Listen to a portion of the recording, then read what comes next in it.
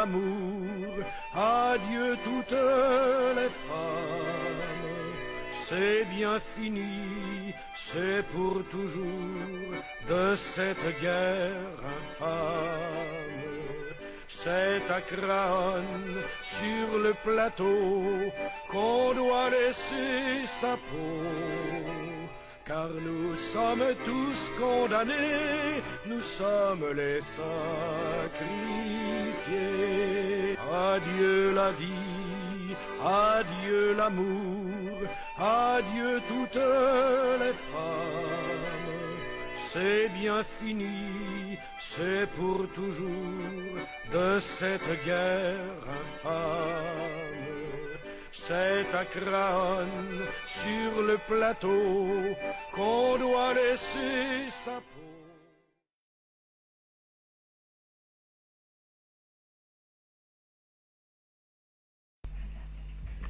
Le août 1917. Cher Jean, je t'écris cette lettre, seul, désespéré, profondément attristé de ne plus te voir. Nous assurons les travaux dans les champs et nous nous occupons de toute l'organisation de la maison. Lorsque les filles et moi sommes ensemble, tu nous manques, toi leur père, toi mon mari. Il m'arrive très souvent de m'isoler pour m'exprimer, ma colère mais surtout ma peine. Nous prions tous les jours, Louise, Joséphine et moi, pour vous soldats, mais surtout pour toi et pour la victoire. Tous les jours, j'ai peur de recevoir un courrier m'annonçant ton décès. Comment pourrais-je le dire aux filles? Je termine cette lettre en pensant recevoir bientôt de tes nouvelles, qui je l'espère seront bonnes. Avec tout notre amour et bon courage à toi, mon Jean, Louise, Joséphine et Marie.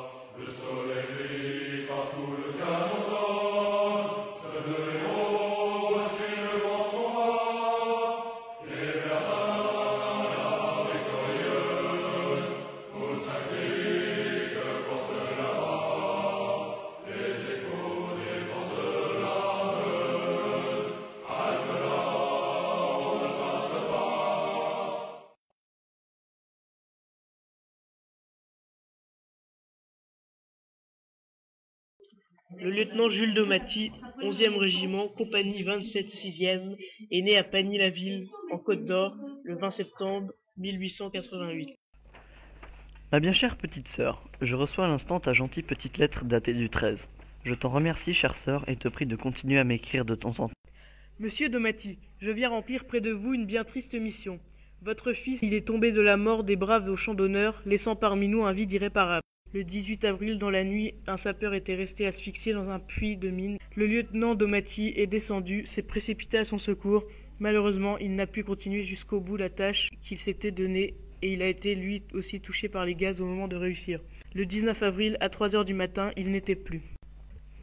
Inutile de vous dire que tout le nécessaire a été fait pour qu'il reçoive une sépulture digne de lui. Il reposera au cimetière d'un petit village des Vosges, à Pierre-Percé.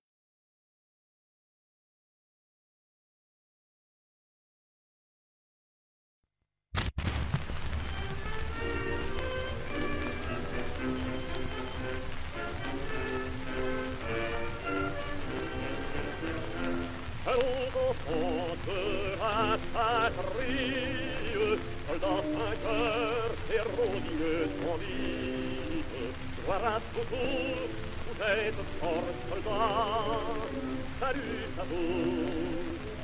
Au-dessus de nos cathédrales, dominons les sanglots et les râles, écoutez le clairon des morts, c'est le glas des cloches françaises.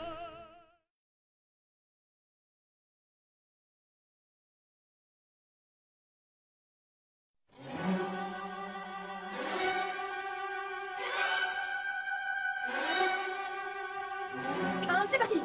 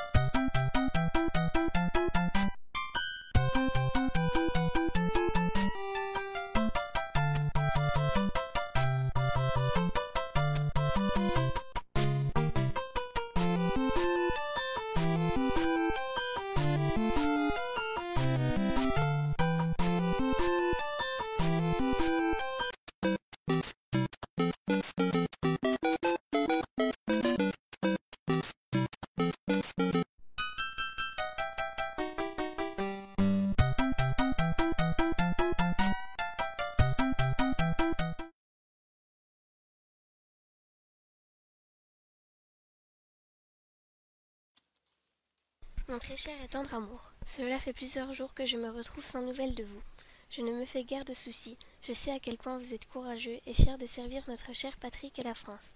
Je suis persuadée qu'à l'instant même où je vous écris, vous vous battez avec sagesse. Si vous saviez à quel point tout le monde vous encourage et vous aime ici. Votre petite nièce, Lucie, a fait ses premiers pas et votre sœur en a pleuré toute la nuit. Malheureusement, pas uniquement de joie. Il faut dire qu'elle avait tant espéré que vous et votre beau-frère seriez rentrés pour partager ce beau moment avec nous. Je dois, à mon plus grand regret, vous dire au revoir et achever cette lettre, mon doux Jean. Je souhaite avoir très vite de vos nouvelles et vous avoir bientôt à mes côtés. Je vous embrasse bien fort, votre bien-aimée Marie.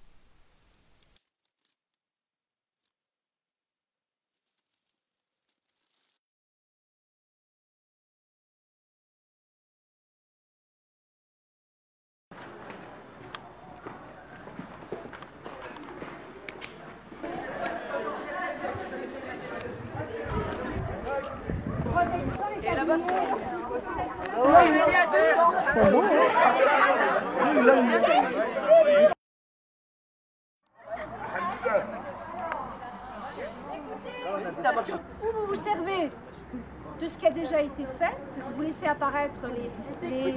Oui, c'est donc une frontière. Vous êtes deux camps, les bruns, les bruns beiges et les blancs. Et chacun va représenter sur cette feuille des objets qui sont disposés là. Vous choisissez ce que vous représentez. Ça peut être un vêtement, c'est pas forcément le vêtement en entier, ça peut être une arme, mais pas forcément l'arme en entier, etc. Donc vous vous débrouillez pour dessiner un petit peu sur toute la longueur de la feuille. Il est là, il a été vécu en vert. Non, tu mélanges pas. Allez nettoyer, allez nettoyer. Mais pourquoi tu...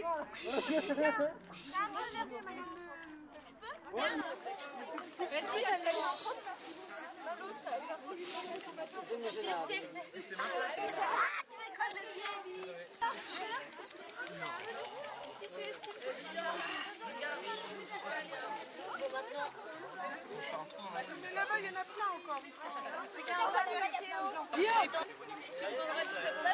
Madame, faut lui prendre tes lunettes. Oui.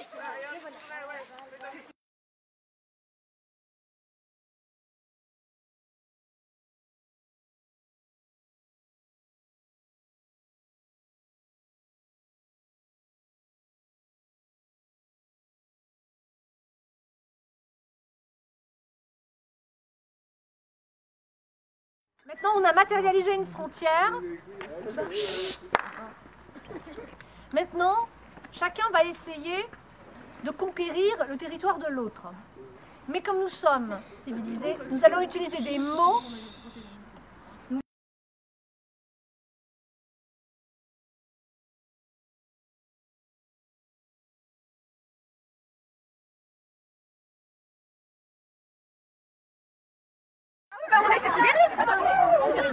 C'est pas moi. Ce que vous avez fait au sol, à l'écrit, maintenant vous allez le faire en parole et en geste pour essayer de franchir cette frontière. On fait une guerre en fait. Non.